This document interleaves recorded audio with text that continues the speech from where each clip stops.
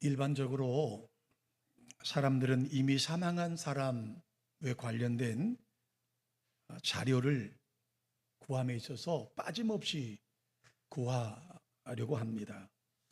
왜냐하면 이미 그 위인, 당사자가 이 세상에 계시지 않기 때문이죠.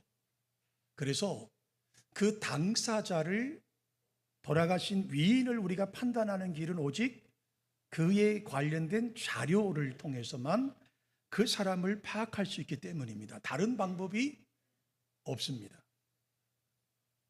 그러나 여러분, 살아있는 위인, 살아있는 사람의 경우는 좀 다르죠. 만약 어떤 위대한 인물이 오늘날에 우리 가운데 살아있다고 한다면, 그리고 그 위인이 사람들을 차별하지 않고 누구라도 그를 만나려고 하면 만나주는 분이라고 한다면, 굳이 그분에 관한 자료를 열심히 구할 이유가 없죠. 왜요? 그 사람을 만나면 되잖아요. 누군가가 제가 그 위인을 아는데 저에게 찾아와서 그 위인에 관해서 여쭤보면 제가 할 일은 무엇입니까? 그분을 찾아가도록 길을 안내하는 것만 제가 할 수 있는 것이죠. 왜냐하면 그 위인에 대해서 정확하게 만나보면 그분이 이런 분이구나 라고 알 수 있기 때문에 그렇습니다. 그러나 여러분, 돌아가신 분은 그렇지 않죠. 이미 이 땅에 존재하지 않는 분이라면 그분의 사소한 것까지라도 자료를 다 모아야 합니다. 그분의 습관, 그분의 식사, 좋아하는 것, 그분에 관련된 어떤 자료라도 이미 이 세상에 계시지 않기 때문에 그 사람에 관련된 자료라면 최선을 다해서 아주 사소한 것까지라도 다 수집을 할 수밖에 없는 것이죠. 왜냐하면 그래야만이 그 사람이 어떤 사람인지, 어떤 삶을 살았는지를 알 수 있기 때문에 그렇습니다. 자, 그런 각도로 여러분 그 생각을 머릿속에 가지시면서 오늘 본문 30절로 31절 상반절의 말씀을 한번 보십시다. 함께 읽어보실까요? 예수께서 제자들 앞에서 이 책에 기록되지 아니한 다른 표적도 많이 행하셨으나 오직 이것을 기록함은이라고 말합니다. 여기 아주 매우 중요한 한 사건을 발견하게 됩니다. 그것은 뭐냐면 요한은 예수님에 관련된 많은 자료를 가지고 있습니다. 예수님에 관련된 많은 자료가 자신이 가지고 있는데 사실은 극소수만을 가지고 요한복음을 기록했다라고 하는 것입니다. 그러니까 나에게 많은 자료가 있고 내가 경험한 예수님이 많은 것을 가지고 있는데 그것을 다 기록하지 않고 내가 일부분만 여기에 기록했다, 이렇게 말씀하고 있습니다. 나에게 많은 자료가 있어요. 나에게 예수님에 관련된 많은 표적을 내가 직접 보기도 하고 내가 자료를 수집한 것도 있어요. 그럼에도 불구하고 나는 지금 이 일부분만을 기록하고 있다.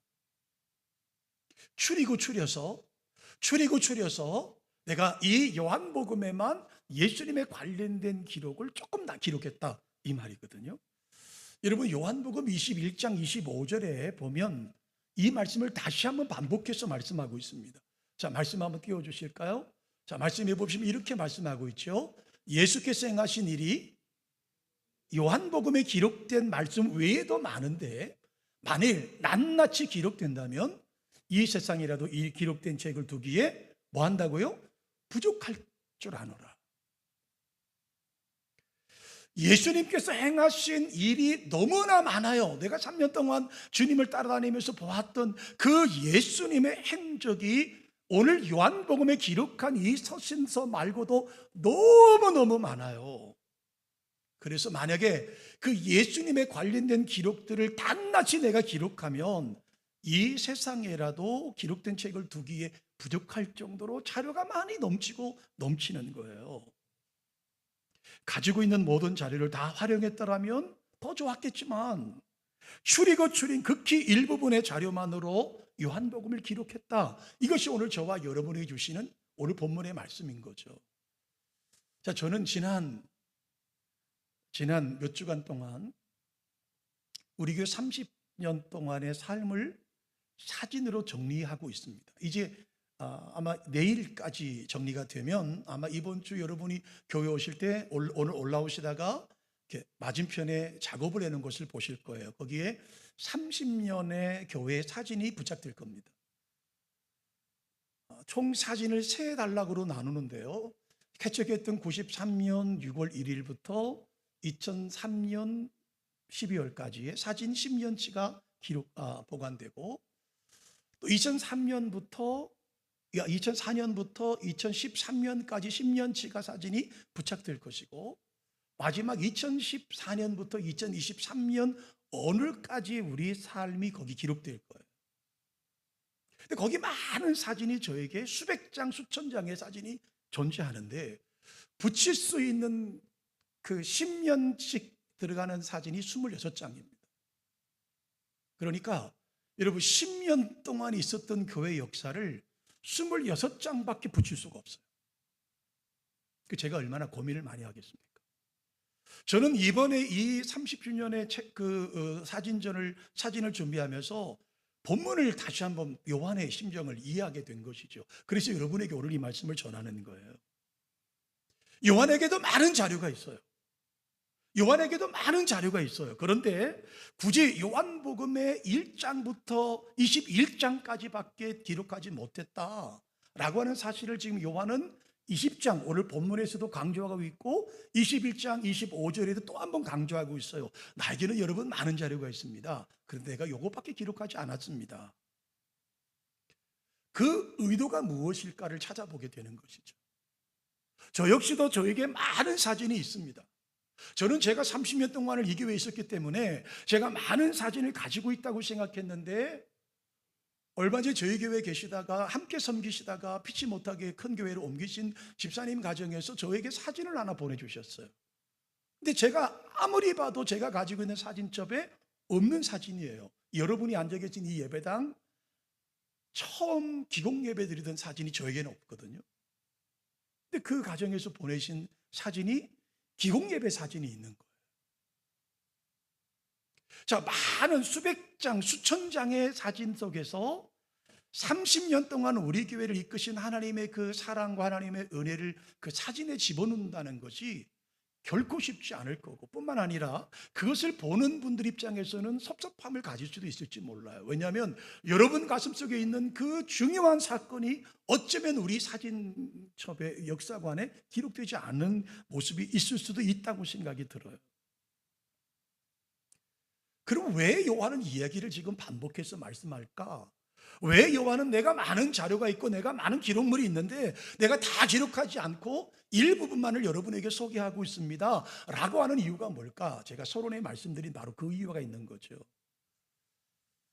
만약에 요한에게 있어서 예수님이 이미 사망하신 분으로만 기억된다면 그는 아마 예수님에 관련된 자료를 빠짐없이 기록했을 거라고 저는 생각해요. 왜요? 후대들에게 그 주님의 사역과 주님의 삶을 남겨야 되니까요. 더 이상 볼 수 없으니까요. 그런데 예수님에 관련된 기록을 축조해서 다 기록하지 않고 일부분을 기록했다라고 하는 그 요한 속에는 뭐가 담겨 있느냐면 예수님은 죽은 분이 아니다는 거죠. 예수님은 돌아가신 분이 아니다. 예수님은 더 이상 만날 수 있는 분이 아니다가 아니라는 것이죠. 요한에게 있어서 예수님은 십자가 위에서 이미 돌아가셔서 끝나신 분이 아니라 그 예수님은 무덤을 깨뜨리시고 부활하시고 지금도 살아계신 분이었기 때문에 굳이 내가 기록 다 하지 않아도 된다, 그 얘기를 하고 있는 거예요. 그분은 언제라도 우리가 가서 노크를 하면 우리를 만나주실 분이기 때문에 비서관을 통해서 약속을 잡아야 되고 거절당하는 분이 아니라 우리가 그분을 찾고자 하면 마치 살아있는 위인을 내가 소개해서 그분을 찾아갔는데 만나주는 그런 분이라면 굳이 많은 기록이 필요 없는 것이죠. 바로 요한이 우리 가운데 하고 싶은 말씀이 바로 이 말씀이라는 거예요. 이 말씀입니다. 제가 처음 30년의 역사를 사진첩을 만들어야 되겠다는 생각을 제가 올 초에 이웃교회에 재직 세미나를 인도하러 갔을 때입니다. 그 교회는 120년 된 교회입니다. 그래서 교회 들어온 입구에 양쪽에 120년의 역사를 쭉 나열된 것을 보고 저도 힌트를 얻었죠. 120년에 비교하면 뭐 우리는 보잘것없는 교회지만 그래도 이제 30주년에 뭔가 하나 좀 남겨놓을 필요가 있겠다. 우리의 과거를 좀 우리가 고백하고 소개하고 또 이후에 나오신 분들에게 우리 교회의 역사를 좀 보여줄 필요가 있겠다라고 생각을 해서 시작을 한 공사입니다. 그런데 이 공사를 하면서 제가 그쪽 120년 교회와 우리 교회의 차이점을 여러분 소개하려고 합니다. 바로 그게 요한의 모습이기 때문입니다. 저는 이 작업을 하시는 그 작업자에게 이렇게 부탁을 드렸습니다. 목사를 중심으로 스포트라이트를 비추지 마라. 왜냐하면 이 교회는 제가 한 것이 아니라 하나님이 하셨다. 그래서 이 120년 된 교회는 담임 목사, 그동안에 거쳐간 담임 목사님들 개인 사진을 다 올려놓았습니다. 그동안에 그 교회 임직했던 장로님들 사진을 다 올려놓았습니다. 근데 여러분 다음 주에 보시면 저희 교회는 그 사진이 빠집니다. 그 차이가 있죠. 아직도 현존하고 개척을 하고 이 교회에서 30년을 목회하는 저와 우리 장로님들이 현존해 계시기 때문에 사진을 하나씩 놓지 않는 거죠. 굳이 사진을 놓지 않아도 여러분이 교회에 오시면 저를 만날 수 있고 교회에 오시면 장로님을 만날 수 있는 것과 같이, 그래서 저희는 단체 사진을 놓습니다. 2023년 30주년 때 교회를 섬기는 담임 목사와 부목사님 2분과 장로님 4분의 사진을 단체 사진을 놓았어요. 요한이 하고 싶은 얘기가 바로 그 얘기를 합니다. 예수님이 돌아가신 분이고 예수님이 사망하신 분이고 예수님을 더 이상 만날 수 없다라면 아마 요한은 어떻게 해서라도 자료를 다 기록했을 거예요. 그런데 그렇게 하지 않아요. 왜냐하면 여러분이 언제든지 그분을 만날 수 있기 때문에. 적어도 요한의 머릿속엔 예수님이라고 하는 분을 마치 어떤 박물관의 한 위인처럼, 마치 어떤 그런 그분에 관련된 이야기를 과거의 역사 속에 한 페이지를 장식했던 분의 모습으로 아니라 여전히 그분은 우리 가운데 살아계신 분이라는 사실을 말씀하고 있는 거예요. 그래서 여러분, 그가 왜 내가 축주했느냐, 내가 왜 기록을 다 기록하지 않았느냐, 31절에 정확하게 기록해 놓았습니다. 31절이요. 함께 읽어보실까요? 오직 이것을 기록함은 너희로 예수께서 하나님의 아들 그리스도이심을 믿게 하려 하며 또 너희로 믿고 그 이름을 힘입어 생명을 얻게 하려 함이라. 그렇기 때문에 내가 이 정도만 해놔도, 내가 이 정도만 기록해 놓아도 여러분들이 하나님의 아들 그리스도이심을 믿게 하기 위한 목적이 담겨 있다. 내가 많은 자료가 있음에도 불구하고 이것만을 기록하는 목적이 뭐냐 하면 바로 그 예수께서 하나님의 아들 되심과 그리스도 되심을 믿게 하기 위함이고 너희로 믿고 그 이름을 힘입어 생명을 얻게 하기 위함이라고 요한 사도는 지금 말씀하고 있는 거예요. 마찬가지로 우리 교회가 사진첩을 만들고 사진을 여러분에게 공개하는 것은 이 한 사건 속에서 하나님께서 우리 교회를 어떻게 역사하셨고 인도에 가셨는지를 말씀해 주고 있다라고 하는 겁니다. 그래서 여러분 본문에 요한 사도가 오늘 우리 가운데 이 본문을 남긴 목적이 있습니다. 자, 하나님은 예수님은 살아계신 그분이시다라는 사실을 첫 번에 말씀하고 있고, 두 번째로 살아계시기 때문에 여러분이 만날 수 있습니다. 제가 기록한 이 서신, 조그만 21장에 불과한 이 서신을 통해서 여러분은 그분을 만날 수 있습니다. 나는 이 서신을 통해서 그분을 만나는 길을 제시할 뿐입니다라고 말씀하고 있는 거예요. 여기서 저는 오늘 저와 여러분이 왜 성경을 읽어야 하는지, 왜 성경을 믿어야 하는지 그 이유가 분명히 있다고 생각합니다. 그것은 뭐냐 하면 우리가 성경을 읽어야 함은 예수님은 기념감 속에 박제되어 있는 분이 아니다. 예수님은 과거의 화석으로 남아있는 분도 아니다. 박물관 속에 전시되어 있는 분도 아니라는 겁니다. 우리가 왜 성경을 묵상해야 되고 왜 성경을 배워야 하고 왜 성경을 읽어야 하는 이유가 뭐냐 하면 그분은 지금도 살아계시고 지금도 나와 함께 하시고 지금도 우리를 만나겠다고 우리가 찾아가면 만나주시는 분이기 때문에 요한사도 이렇게 우리 가운데 말씀하고 있는 거예요. 그분은 과거에 있었던 유물이 아니고 화석이 아니다. 지금도 여전히 살아계신 분이고, 지금도 여전히 그분은 하나님의 우편에서 우리가 만나기를 원하면 언제든지 만나주실 분이다. 그래서 이 사도 요한이 우리에게 말씀하고 있는 싶은 말씀은 뭐냐면, 그리스도는 살아계신 분이다, 그 말씀을 하고 있는 겁니다. 여러분, 이 예배는요 바로 여기서 출발이 됩니다. 그리스도는 살아계신 분, 그리스도는 우리와 함께 하시는 분, 그것을 믿는 믿음으로 예배가 출발하는 거예요. 교회의 공동체도 바로 그 믿음의 공동체에서 출발하고 있다라고 하는 겁니다. 그런데 여러분, 제가 오늘 이 본문을 여러분과 함께 나누면서 또 하나의 여러분 좀 어려운 도전을 하나 드리려고 그래요. 그것은 뭐냐 하면 디모데후서 3장 16절입니다. 디모데 3장 16절에 이렇게 말씀하죠. 모든 성경은 하나님의 감동으로 된 것으로 교훈과 책망과 바르게 함과 의로 교육하기에 유익하다, 이렇게 말하죠. 자, 모든 성경은 하나님의 뭐로 됐다고요? 감동으로 된 것이다 라고 말합니다. 자, 베드로후서 1장 20절과 21절에 보면 이렇게 말씀합니다. 함께 읽어보실까요? 먼저 할 것은 성경은 모든 예언은 사사로이 풀 것이 아니니 예언은 언제든지 사람의 뜻으로 낸 것이 아니요, 자, 오직 성령의 감동하심을 받은 사람들이 하나님께 받아 말한 것입니다. 여러분, 성경의 역사가 1600년입니다. 창세기부터 요한계시록까지가요.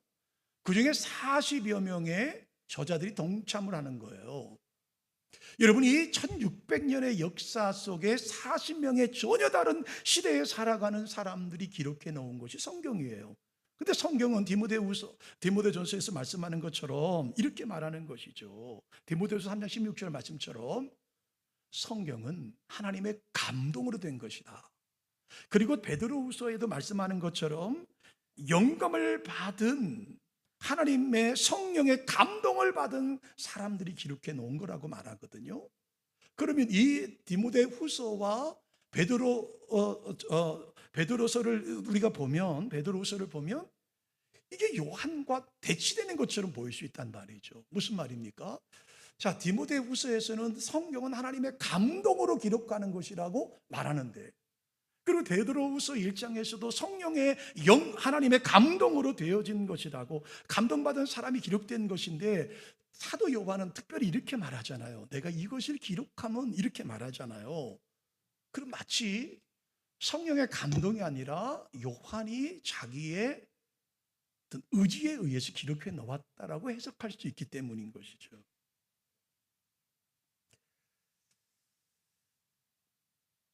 여러분, 성경은요 인간이 임의대로 쓸 수 있는 책이 아닙니다. 마치 소설을 쓰는 것처럼 쓸 수 있는 책이 아니죠. 이것을 요한이 모를 리가 없습니다. 또 요한은 이미 경험을 통해서 성경이 기록하는 것이 얼마나 복잡고 힘든 것인지를 알고 있었어요. 그런데 사도 요한은 이것을 이렇게 기록하문이라고 하는 글을 굳이 남겼습니다. 왜 이렇게 했을까? 그 의도가 요한복음을 기록한 것이 살아계신 주님을 소개하려고 했다면 왜 굳이 이 말씀을 여기 기록해 놓았을까? 그것은 요한이 성경은 하나님의 영감으로 주어진 하나님의 절대적인 말씀이라는 사실을 부정하기 위함이 분명히 아니라는 사실이죠. 어쩌면 하나님께로부터 주어진 영감과 그 영감 말씀 앞에 절대적으로 순종해야 되는 요한의 심정을 저는 여기 예표하고 있다고 생각이 됩니다. 여러분 한번 생각해 보십시다. 요한복음의 저자, 요한복음을 기록한 연대는 사실 우리 정확히는 알 수 없죠. 그래서 학자들은 AD 70년 십자가 사건이 있고 나서 약 한 40년이 지난, 그리고 AD 96년까지 그 시대 어느 때 기록했을 거라고 생각을 합니다. 적어도 요한이 도미티안 황제에 의해서 그의 핍박에 의해서 반모섬으로 끌려간 것이 유배된 것이 AD 96년이거든요. 그러니까 아마 그 이전에 기록했을 것이다. 저는 그렇게 해석을 합니다. 그래서 저는 우리 성도들에게 요한복음이 적어도 AD 95년 영역에 기록됐을 것이다. 그렇다면 예수님의 십자가 사건이 있고 60년이 지난 65년쯤 됐을 때 기록했다고 말씀드릴 수가 있어요. 자, 그럼 우리 요한을 한번 생각해 보실까요? 여러분, 요한은 90대 노인입니다. 눈이 여러분 시력이 좋았겠습니까? 몸이 건강하셨을까요? 민첩성이 있었을까요? 더더군다나 여러분, 요한은 갈릴리 촌놈입니다. 갈릴리 어부 출신입니다. 갈릴리 어부라는 말은 우리가 함부로 해석할 수 있는 것은 아니지만 통념적으로 그는 정규 교육을 받아보지 못한 사람일 것이라고 추론해 볼 수 있습니다. 학교 생활을 못 해봤다, 정규 과정을 공부를 못 해봤다라고 하는 말을 좀 더 해석해 보면, 여러분, 문장 하나 쓰는 게 얼마나 어려웠겠어요? 여러분, 어휘력이 풍부하지도 않아요. 표현력이 탁월할 수도 없습니다. 이처럼 부족하기만 한 요한이 하나님의 그 신비로운 주님의 사역을 이렇게 기록한다는 것이 여러분 쉬웠을까요? 저는 결코 쉽지 않았을 거라고 생각합니다. 여러분, 구약의 모세를 보십시오. 여러분, 창세기를 읽어보시면 하나님께서 천지를 창조하시는 장면, 바벨탑 사건의 장면, 노아 사건의 장면들을 세세하게 기록해 놓았죠. 근데 그게 누가 기록했죠? 모세가 기록했습니다. 아니, 모세는 본 적도 없습니다. 아니, 시대가 너무 다릅니다. 그런데 모세가 그 창세기를 기록합니다. 어떻게 가능합니까? 시내산에서 주님 하나님의 부르심을 받고 시내산 위에 올라가서 하나님으로부터 기록받은 말씀이죠. 근데 여러분, 그 말씀을 이해하기 위해서 모세는요, 하나님께서 그를 여러분 잘 아시다시피 바로의 궁중으로 보내셔서 로얄 패밀리 교육을 받게 하십니다. 왕궁에서 모든 교육을 받게 하십니다. 수학을 배우게 하고 물리학을 배우게 하고 건축학을 배우게 하고 전투를 배우게 하고 왕자로서 누려야 할, 왕족의 가정으로 누려야 할 모든 학문을 통달하게 됩니다. 그러니까 그가 시내산에 올라가서 그 거룩하신 하나님을 만나 뵀을 때 그가 이미 하나님께 준비케 하신 학적인 수준이 높기 때문에 저는 읽었을 거라고 생각합니다. 이해했을 거라고 생각합니다. 하나님이 성막을 이야기하고 치수를 얘기할 때 이미 그는 애굽에서 수학을 공부한 분이기 때문에 치수에 대해서 정확히 이해할 수 있었어요. 여러분, 신약 성경에 바울 사도를 보십시오. 바울 사도는 힐렐 학파의 사람이었고 가말리엘이라고 하는 최고의 명문가의 제자였습니다. 그러니까 헬라어면 헬라어, 히브리어면 히브리어를 통달한 사람이었습니다. 그가 13권의 책을 남겼습니다. 충분히 이해할 수 있죠. 그러나 예수님의 제자들은 달라요. 대부분의 주님의 제자들은 다 어부 출신들입니다. 어부 출신이라는 말을 제가 어부들을 함부로 평가해서 죄송하지만 그들은 정상적인 학교 생활을 교육을 받아본 적이 없었던 분들이죠. 그런 분들이 성경을 기록했다. 더더군다나 90대가 넘은 노인네가 눈도 침침하고 보이지 않고 손도 벌벌 떨리고 여러 가지로 힘들었는데도 이 말씀을 기록했다. 쉽게 볼 일이 아니죠. 어쩌면 이렇게 말씀하실 수 있어요. 목사님, 하나님께서 그에게 영감을 부어주시고 성령님이 함께 하시니까 두려움도 없겠고 걱정도 없겠고 뭐 하나님의 능력으로 하는데 뭐가 노인네가 문제가 되겠습니까? 아니에요. 하나님은 우리를 컴퓨터의 자판기로 사용하지 않으셨습니다. 하나님은 우리를 마치 프린트 기계가 우리를 자료를 뽑아내듯이 우리를 그렇게 쓰신 하나님이 아니십니다. 하나님은 그분의 성격과 그분의 인격과 그분의 감성과 그리고 지성과 이성을 도구로 하나님 말씀을 쓰셨어요. 그러니까 하나님의 영감의 말씀을 인간의 말로 표현하기 위해서 요한이 겪어야 됐던 그 진통이 얼마나 심했을까 생각해 볼 수 있겠죠. 저는 이 말씀을 여러분과 함께 나누면서 이런 혼자 생각을 해봤습니다. 여러분, 목사의 가장 큰 메리트라고 하면 말씀을 전할 수 있는 것이죠. 제가 사랑하고 제가 좋아하고 제 인격과 제 인생을 다 걸었던 제 모든 것을 건 그분을 여러분에게 소개한다는 것은 목사로서의 굉장한 메리트죠. 행복이죠. 그러나 돌아서면 설교라는 것만큼 부담스러운 게 없습니다. 그래서 목사님들이 모이시면 농담 삼아 그런 말을 합니다. 목사는 설교만 없으면 살 것 같다 그러죠. 설교가 그만큼 부담스럽다는 거죠. 최근에 제가 노예에 이제 좀 노예 일을 이렇게 한두 가지를 하다가 보니까 지나간 한 달 동안은 매주마다 하루 이틀씩을 시간을 비웠습니다. 신학교 방문도 해야 되고 또 뭐 노예 어떤 일들 때문에 잠시 자리를 비우고 하루에 4-5시간씩 짧게는 3-4시간씩 교회를 비웠거든요. 근데 그때 저에게 오는 그 문제가 뭐냐면 설교할 준비할 시간이 저에게 없는 거예요. 정신 차려보면 금요일입니다. 월요일 날 뭐 그냥 좀 뭐 우영부영하다 보면 화요일이고요. 그 다음날이 수요일이면 제가 수요 예배 저녁에 설교해야 되고요. 수요 예배 끝나면 또 10시 넘게 우리 교육받는 분들하고 같이 공부해야 되고요. 그러면 그 다음날이 목요일이에요.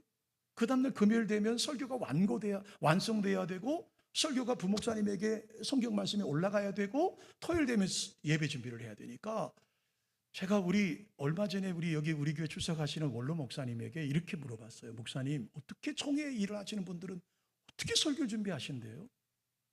저는 좀 총회 근처도 못 가보고 무슨 노예 그런 핵심적인 사람도 아닌데 아니 이렇게 설교할 시간이 준비한 시간이 부족한데 도대체 그렇게 세미나 다니고 그렇게 여러 군데 찾아다니는 분들은 설교 준비를 어떻게 하신대요? 여러분, 이 주일날 1시간 여러분을 만나려고 한 주간이 정신 차려보면 금요일이 되어서 피가 마르죠. 설교가 다행히 목요일쯤 돼서 탈고가 되고 내가 좀 우리 성도들에게 만날 수 있는 그런 용기가 생기고 자신감이 생기는 게 1년에 여러분 52주 중에 몇 번이나 되겠습니까? 사실은 죄송하지만 매주마다 불안하고 초조하고 이 설교를 우리 성도들이 어떻게 받아들일까를 고민하죠. 그리고 설교 끝나고 여러분 이 영상으로 다 만들어지니까 영상을 제가 주중에 제 설교를 보면 그렇게 부끄러울 때가 한이 없어요. 감히 한 주간의 설교를 한두 편 하는 이 짧은 설교를 준비하는 목사도 이렇게 진액이 쏟아지고 힘든데 여러분 정규교육을 받아보지 못했던 요한이 요한복음을 기록한다는 것이 쉬웠겠어요? 그리고 더더군다나 내 뜻과 내 의지가 아니라 성령의 감동에 의해서 기록되는 말씀들이 그 앞에서 순종해야 되는 그 요한의 심정을 여러분 이해하실 수 있겠어요? 짧은 겨우 40분짜리 설교를 만드는 이 목사도 이렇게 제 실력과 제 인격과 제 수준으로 여러분에게 준비한다고 나름대로 준비하고 강단에 올라오는데도 이렇게 진액을 쏟는다면 여러분 요한이 90이 넘으신 그 노인 양반이 말씀을 기록하고 그 말씀을 우리들에게 전해주고 싶어서 애쓰고 수고했던 그 수고함이 저는 여기 배어 있다고 생각됩니다.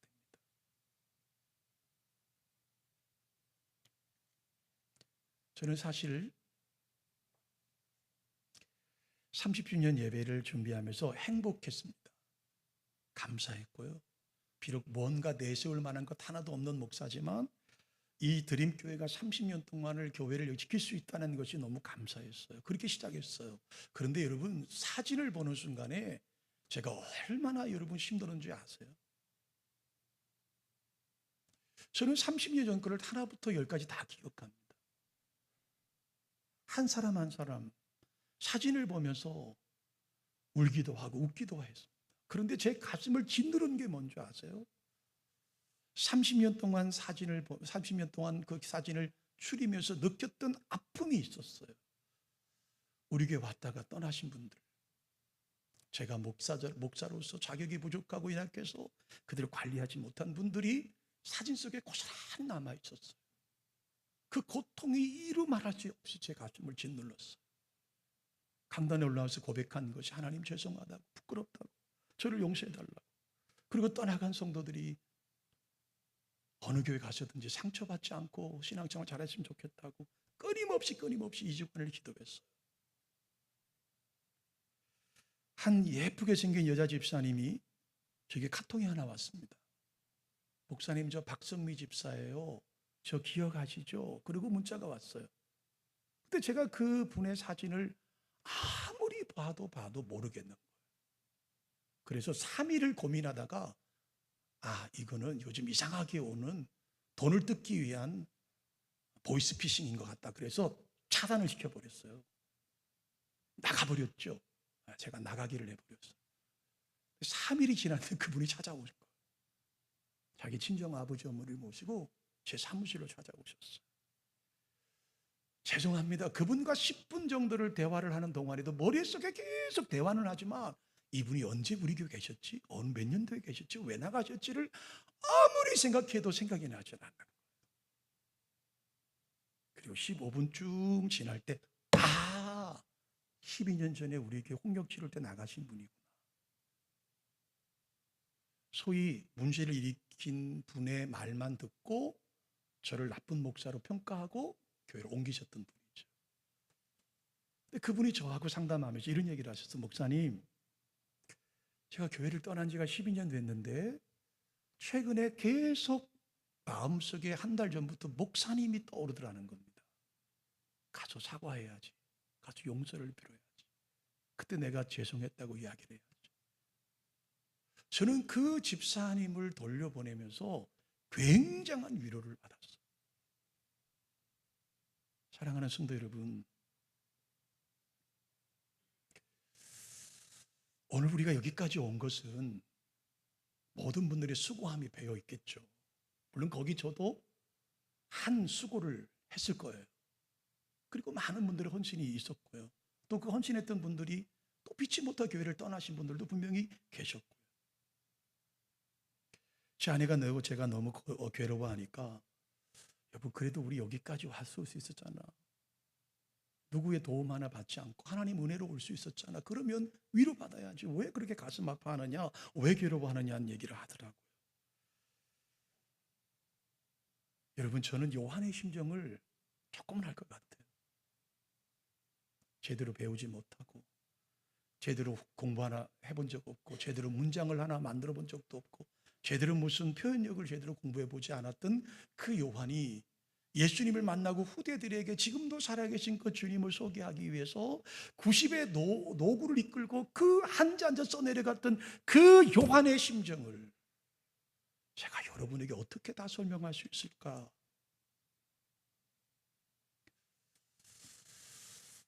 그러다가 떠오른 말씀이 사마리아인의 비유의 말씀입니다.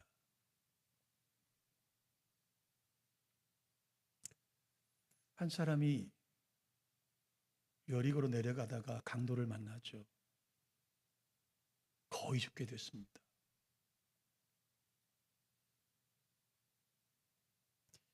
그때 그 거의 죽게 된 사람 곁을 제사장이 지나갔습니다. 안 도와줬습니다. 레위인이 지나갔습니다. 도와주질 않았습니다. 못 본 척했습니다. 그리고 마지막 세 번째로 제사장과 레위인이 그렇게 짐승 취급하는 사마리아 사람이 지나가다가 그 피투성이 된 사람을 자기 돈을 들여서 주막으로 데려가죠. 떠나면서 주막 주인에게 말합니다. 혹시 돈이 더 들면 제가 돌아와서 갚겠습니다. 그 주님께서 그 말씀하신 다음에 제자들이 이렇게 묻습니다. 너희 중에는 누가 그 사람의 참 이웃이냐? 강도 만난 자의 진정한 이웃이 누구라고 생각하느냐? 이건 누구라도 대답할 수 있는 것이죠.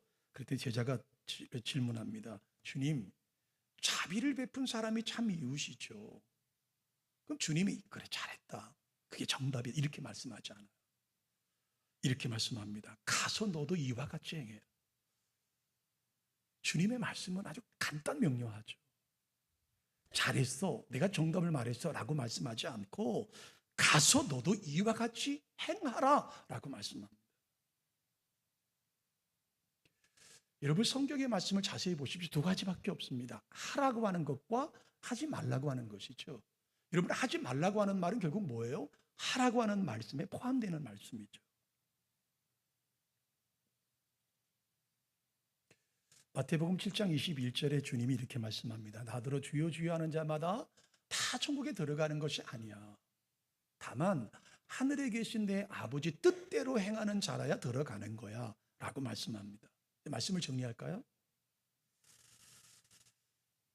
저는 요한의 심정을 여러분에게 지금 소개하고 있습니다. 여러분이 얼마나 그 심정을 제 이 짧은 문장력과 표현력으로 여러분이 받아들일지는 모르겠지만, 저는 그 요한이 90배 노구를 이끌고 말씀 앞에 철저히 순종하려고 애쓰고 애쓰던 모습이 여기 배어 있다고 생각합니다. 그래서 그는 진액을 쏟아서 이렇게 말하고 있는 겁니다. 내가 오직 이것을 기록하면, 이것을 내가 기록하면 이 내 짧은 문장력과 내 짧은 표현력과 내 짧은 실력으로 이렇게 말씀을 기록하는 이유는 그것이 뭐라고 말합니까? 예수께서 하나님의 아들이심과 그리스도 되심과 그리고 그 이름을 힘입어 생명을 얻게 하는 것이 내 목적이다. 나는 그것을 위해서 비록 90에 넘은 내 노고를 이끌고 말씀 앞에 철저하게 순종하며 온갖 고통을 겪으면서도 이 말씀을 여러분에게 남긴다. 동일하게 여러분 다음 주에 오셔서 사진을 보시면서 왜 내 사진은 빠졌지? 왜 우리는 표현이 없었을까? 왜 우리는 빠졌을까가 아니라 이렇게 30년의 그 수백 장 속에서 겨우 제가 줄여서 10년의 역사를 겨우 26장의 사진을 표현할 수밖에 없는 제 심정뿐만 아니라, 저는 이 사진을 통해서 우리 교회를, 드림교회를 이끌어 오신 하나님의 그 놀라운 손길을, 그리고 그 주인이 목사와 몇 명의 사람이 아니라 여러분이 되셨으면 좋겠다는 마음으로 이 사진을 올려드리는 거예요. 이 교회의 주인은 하나님이신 줄로 믿습니다. 요한은 오늘 저와 여러분에게 마지막으로 이렇게 말씀하는 거예요. 여러분, 나에게 예수 그리스도의 증거를 원하십니까? 비록 내가 보잘 것 없지만 내가 하나님 앞에 철저하게 순종하며 기록했던 이 요한복음을 봐주십시오. 그리고 요한복음 20장 30절로 31절에 내가 마지막 여러분에게 남기고 싶은 그 말씀을 읽어주십시오. 내가 요한복음 21장 25절에 그렇게 내가 이것밖에 기록하지 않았던 이유는 그분은 돌아가신 분이 아니고 역사 속에 남겨있는 분이 아니고 지금도 여러분을 만나주시는 분이기 때문에 나는 그분을 여러분에게 소개하기 위해서 이 정도만 남겨놓겠습니다. 아마도 훗날 우리 교회가 시간이 더 지나서 50년의 역사를 기록하면 저는 조그만 개인 사진이 하나 붙겠죠. 초대교역자라는 이름으로 붙겠죠. 그리고 우리 장로님들도 아마 이제 장로님들이 사진이 하나씩 붙겠죠.